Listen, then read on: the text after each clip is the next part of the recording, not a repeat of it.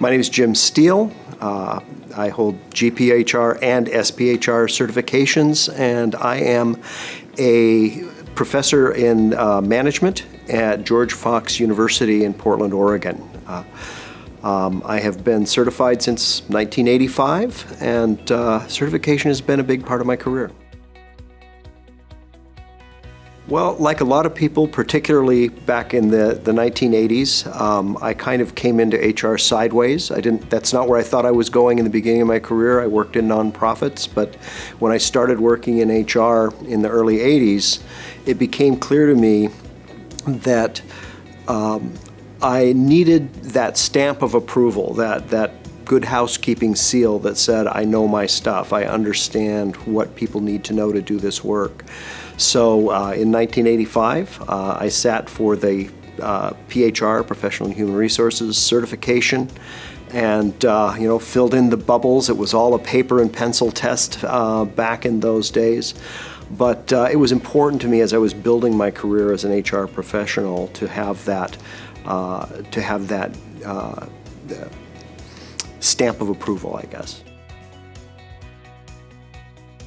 People move around a lot in their careers. So one of the questions you have to ask yourself, I think, is where's my home base?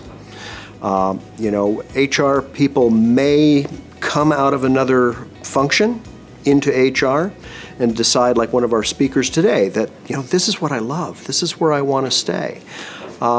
When that becomes your passion, that becomes your calling, I think that's the time to say, how do I get the recognition from my profession that I'm real, that I really can do this stuff?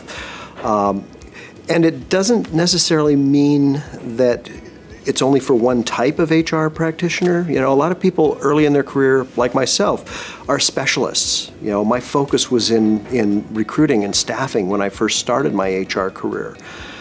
But to be really effective in that job, I had to understand the bigger picture of what's going on in the human part of organizations, and that's where certification played in. So that's the advice I give them. HR didn't start out with the status of a profession.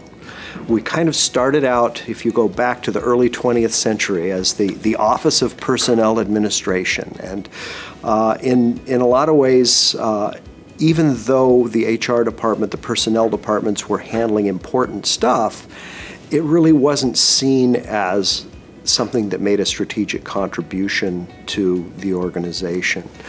Well, that has changed a great deal as organizations have realized that the competitive advantage that they have, it's great to have technology, it's great to have patents, it's great to have good salespeople, it's great to have a top-notch distribution channel and system, but people are the differentiating factor. And the challenge for us as HR professionals is to step up to the plate and look at the professionals who manage the money.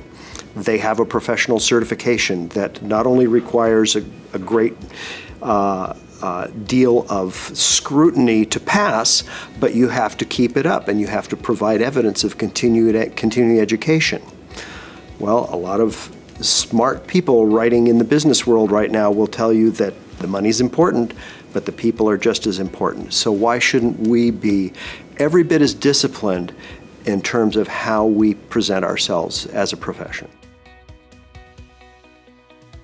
Well, I think one of the big things that's changing in the HR profession right now is the model of the HR department inside the company that does everything for everybody is going away. Even in smaller companies, at one point we said, oh, well, yeah, bigger companies specialize, they may outsource. But if you look at companies on the smallest end, where most people are actually employed, in employers with 500 or less people, a lot of them actually get started by renting their HR department. So what's happening is a lot of the HR professionals still work in companies that they serve, directly hired, but there's a growing population of HR professionals who may provide services to a portfolio of companies through the organization that they work for. It's important that we look at that as an ecosystem of HR professionals. We're not in competition with each other. People regularly move back and forth between those different roles, but we all need to have a shared set of professional standards that we agree to and we subscribe to.